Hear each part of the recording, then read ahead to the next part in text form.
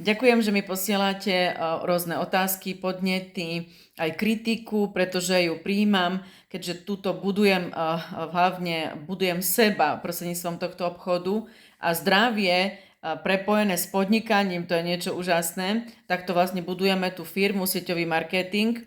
No a preto porovnávam ho so slovenským podnikaním a takisto aj so zamestnaním, lebo všetkým som prešla, prechádzam tým, že jednotlivé prípady, ktoré mi hovoríte aj vy, čo prežívate v zamestnaniach, aj v klasickom podnikaní na Slovensku. Viem, o čom všetkom to je, čomu venujete čas, že ten čas je naozaj vzácny, komu ho venujeme. Áno, to všetko chápem, že toto v jednotlivých videách budem s vami rozoberať a určite odpoviem aj na otázky, ktoré prišli od vás prostredníctvom aj týchto videí, ktoré som teraz zverejnila. Teším sa tomu a že jednoducho môžem aj pracovať na sebe, aj v tomto online viac sa otvoriť a verím, že sa mi bude dariť.